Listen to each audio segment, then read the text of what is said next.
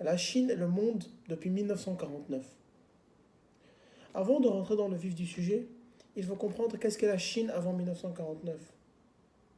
La Chine, en chinois, veut dire Zhongguo, le pays centre.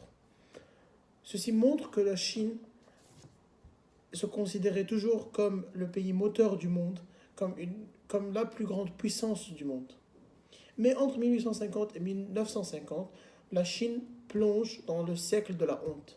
Elle n'a pas pu se développer ni exercer son pouvoir aussi rapidement que ses pays voisins et les pays européens. Alors, elle est rentrée dans un siècle sombre où elle n'a pas été le pays le plus puissant du monde durant ce siècle. En 1937, le Japon conquit des territoires chinois et pour remonter en puissance, le premier pas que fait la Chine en 1945, c'est de reprendre les territoires que le Japon a conquis après que le Japon a été affaibli par les États-Unis en se faisant bombarder en Hiroshima et à Nagasaki par des bombes nucléaires. Ensuite, en gardant le même élan, entre 1946 et 1949, la Chine se divise et entre en une guerre civile. La Chine est divisée en fait en deux parties. La partie communiste de Mao Zedong et la partie nationaliste de Chiang Kai-shek. Cette guerre civile dure 3 années et Mao Zedong en sort victorieux et Chiang Kai-shek se réfugie dans l'île de Taïwan où il a résidé pendant plusieurs années avec ses supporters nombreux. Pour rentrer dans cette composition, il faut comprendre tout d'abord que veut dire une puissance et que veut dire un État puissant. Un État puissant, c'est un État qui se distingue par son poids territorial, démographique et économique, mais ainsi par les moyens dont il dispose pour influencer ses pays voisins et les pays du monde. Il doit influencer les pays du monde en termes de culture, de diplomatie et d'économie. Après avoir défini ce terme, on se pose la problématique suivante. Comment la Chine monte au pouvoir de 1949 à nos jours? J'expliquerai comment elle fait cela en deux grandes parties. La première grande partie dure de 1949 à 1978. On montre comment la Chine se construit comme une puissance communiste. Dans un deuxième temps, entre 1978 et à nos jours, on montre l'émergence d'une puissance mondiale chinoise. Premièrement, l'on se place dans un contexte de guerre et un contexte d'une Chine qui vient de sortir d'une guerre civile. Les Chinois deviennent communistes et isolés du monde occidental. Ceci mène au rapprochement avec l'URSS, puisque l'URSS cherche des pays communistes en pouvoir qui sont à sa proximité. Ceci mène à l'alliance avec l'URSS. Ce qui mène à leur alliance, c'est en fait leur gloire.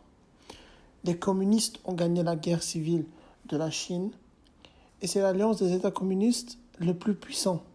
Un État communiste très fort qu'est la Chine et un pays le plus fort après la Seconde Guerre mondiale, l'URSS. Puisque l'URSS voulait aider la Chine pour son propre bénéfice, aussi que le bénéfice des communistes dans le monde, il signe un traité d'amitié, d'alliance et d'assistance mutuelle. De la part de la Chine, elle devait soutenir le Viet Minh durant la guerre d'Indochine et elle a aidé les combattants communistes de la Corée du Nord durant leur guerre civile. Ces conflits faisaient partie des conflits de la guerre froide en Asie. C'était dans l'intérêt de l'URSS que la Chine aide ces pays à gagner la guerre. En contrepartie, l'URSS aide la Chine à redistribuer ses terres. En fait, elle lui passe des prêts pour aider la Chine à produire plusieurs usines pour but de stimuler leur économie. Mais pour bénéficier de l'URSS, la priorité de la fabrication est donnée à l'industrie lourde. Dans le contexte de redistribution de terres, l'URSS aide la Chine à implémenter des laogai, qui sont des camps de rééducation obligatoires par le pays pour assurer la stimulation de leur économie et implémenter la justice dans le pays de la Chine. Suite à ces événements, il y a une rupture avec l'URSS. En fait, l'URSS trahit la Chine. Elle trahit la Chine en appliquant la politique de déstalinisation qui ne sont pas conformes avec les idées de la Chine.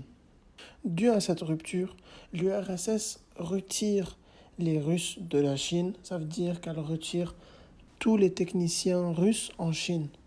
Ceci est une problématique à la Chine puisque leurs main-d'œuvre expérimentées sont constituées de Russes. La Chine comprend qu'en fait, son peuple n'est pas très éduqué. Alors, ils impliquent le maoïsme, qui est l'implémentation d'une culture générale et la grosse éducation pour le pays. En fait, la Chine voulait rendre son peuple plus intelligent. Alors, d'après l'aide du petit livre rouge, les principes de l'idéologie défendue par Mao sont appris au peuple chinois. Ceci a aussi permis aux Chinois de distinguer les intelligents et les placer dans des cadres d'apprentissage de masse et sont appelés les jeunes instruits pour qu'ils soient les grands moteurs de la Chine dans le futur. Suite à la rupture avec l'URSS, la Chine voulait se mettre en concurrence directe avec elle. Donc ce qu'elle fait, elle lance le Grand Bond qui dure entre 1958 et 1962. Les terres sont mises en commun avec tous les Chinois et Mao veut créer une vie collective chinoise. Mais son plan échoue et il y a une grosse famine en Chine qui cause 40 millions de morts. Le Grand Bond était un très grand échec et a été annulé dès 1962 après que 40 millions de Chinois sont morts. Puisque l'URSS et la Chine sont devenus concurrents et non plus alliés, ceci permet aux États-Unis de s'approcher de la Chine. En fait, puisque la Chine est, entre parenthèses, l'ennemi de l'URSS, alors les États-Unis peuvent avoir un accord avec la Chine qui est bénéficiaire aux deux parties. En fait, les États-Unis donnent le statut à la Chine. La Chine est enfin déclarée comme communiste, comme la Chine de Mao, d'après les États-Unis. Donc, c'était très bénéficiaire aux Chinois. De plus, il leur donne un siège à l'ONU et encore plus, il leur donne un communiqué de Shanghai. Donc, c'est très bénéficiaire pour la Chine. En plus des bénéfices de statut, il y a des bénéfices militaires. La Chine obtient l'arme nucléaire en 1964 qui inquiète l'URSS. Les États-Unis font ça pour la Chine parce que ça leur donne une main plus haute vis-à-vis de l'URSS. Pour conclure cette première partie, on peut dire que la Chine, après avoir fait tout cela, s'est nommée comme le dirigeant du tiers-monde. Ceci l'amène à essayer de s'imposer comme une puissance mondiale. Suite à sa consolidation des bases politiques, militaires et économiques qu'on a évoquées précédemment, l'émergence d'une nouvelle puissance mondiale pour la Chine est possible. En fait, avec son régime politique, la Chine ne pouvait pas s'étendre économiquement et ne pouvait pas faire plus de revenus et devenir une plus grosse économie mondiale. En fait, le successeur de Mao, Deng Xiaoping, arrive au pouvoir en 1978. Deng comprend qu'avec une croissance démographique immense, l'économie de la Chine ne pourrait pas se développer aussi rapidement qu'il le voulait. Alors il devait appliquer la politique de l'enfant unique pour stabiliser sa population et puis se concentrer sur son économie. En fait, pour aider son économie et pour aider son pays, il a établi aussi la politique des 4 modernisations pour assurer une prospérité et éviter le plus possible des catastrophes. Les 4 modernisations qu'il fait pour assurer cette prospérité sont des modernisations technologiques, des modernisations agriculturelles, des modernisations industrielle et des modernisations de la défense nationale. En fait, pour devenir une puissance mondiale, il faut qu'elle ait ces 4 aspects et il faut qu'elle développe ces 4 aspects pour qu'elle puisse viser devenir une nouvelle puissance mondiale. En fait, le régime politique de la Chine, le communisme, ne permet pas à la Chine de générer de plus en plus de revenus pour devenir une grosse puissance économique mondiale. Alors, elle devait intégrer le capitalisme à son régime communisme comme part du communisme pour permettre à ces territoires de générer plus de revenus. De plus, il intègre des ADS pour attirer encore plus de pays de venir et sous un régime purement communiste, ceci ne sera pas possible. Ensuite, les modifications du régime politique que fait Deng Xiaoping sont très réussies. En fait, entre 1978 et aujourd'hui, la multiplication du PIB de Chine s'est multipliée par 10 et c'est devenu la première puissance économique mondiale. De plus, la Chine devient présente sur le champ mondial, dans la Chine et surtout dans la région Est-Asie. En fait, elle développe des relations avec l'Afrique pour assurer la matière première. En fait, elle fait cela en ayant la diplomatie du cadeau, qui est en fait d'aider l'Afrique de se développer en retour des contrats pour assurer la matière première. Et sur son champ régional, la Chine influence beaucoup avec ses puissances militaires pour sécuriser la région. Enfin, après avoir modifié son régime, après avoir augmenté exponentiellement son économie et ses implications dans le monde et ses relations dans le monde, la Chine a pu s'établir comme une puissance politique aussi. Sa puissance régionale, militaire dans les océans, pour assurer la sécurité des marchandises, fait de la Chine un pays très important et crucial pour le monde, puisque ces marchandises y vont au monde. Ces marchandises font marcher l'économie mondiale et sans la Chine aujourd'hui, l'économie mondiale s'effondre et donc sans la protection militaire des marchandises dans les océans, l'économie du monde s'effondrera.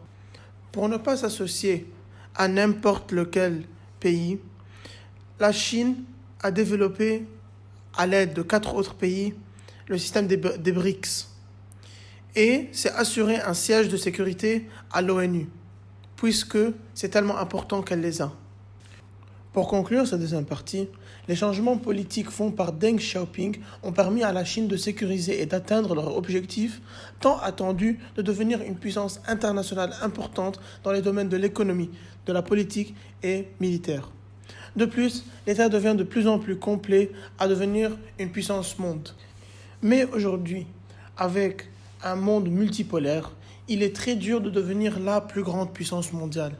Et si un pays comme la Chine n'a pas un système de soft power qui est très efficace, ceci sera très dur pour ce pays de devenir une grosse puissance mondiale, même si elle a la plus grosse économie mondiale. Donc, tant que la Chine ne développe pas son soft power efficacement, elle ne pourra pas devenir la plus grosse puissance mondiale. En conclusion, Zhongguo, la Chine, c'est toujours considéré comme une puissance mondiale. Mais depuis sa chute durant le siècle de la honte, la Chine doit commencer à progressivement, lentement, réémerger au pouvoir depuis 1949. En fait, les faits qui aident la Chine à réémerger sont les suivants. Entre 1949 et 1978, la Chine devient enfin reconnue comme la Chine de Mao, comme la Chine communiste. Et d'après ses relations avec l'URSS et les États-Unis, elle se permet de se construire comme le dirigeant du tiers-monde et s'imposer sur le champ mondial comme une puissance. Ensuite, l'homme qui a dirigé la Chine, Mao, et qui leur a mené à une grosse famine, mais à plusieurs triomphes, meurt. Donc après sa mort, la Chine modifie son régime politique en devenant un pays communiste capitaliste. Ceci aide la Chine à pouvoir légalement s'ouvrir économiquement, inscrire des A2S et pouvoir se mettre en concurrence plus tard dans le futur contre les États-Unis. Ces changements sont menés par le nouveau dirigeant de la Chine et le nouveau intellectuel de la Chine, Deng Xiaoping. C'est en fait lui qui entraîne la Chine à devenir une puissance mondiale de plus en plus complète. Suite à ces actions menées par Deng Xiaoping, la Chine aujourd'hui devient très puissante d'un point de vue économique et militaire. Mais la Chine a encore des difficultés à imposer leur culture et leur langue, puisque leur soft power est très inefficace. Mais aujourd'hui, la Chine est le pays le plus économiquement développé, le plus militairement développé, et le pays fabricateur de tout dans le monde. La puissance de la Chine est non négligeable.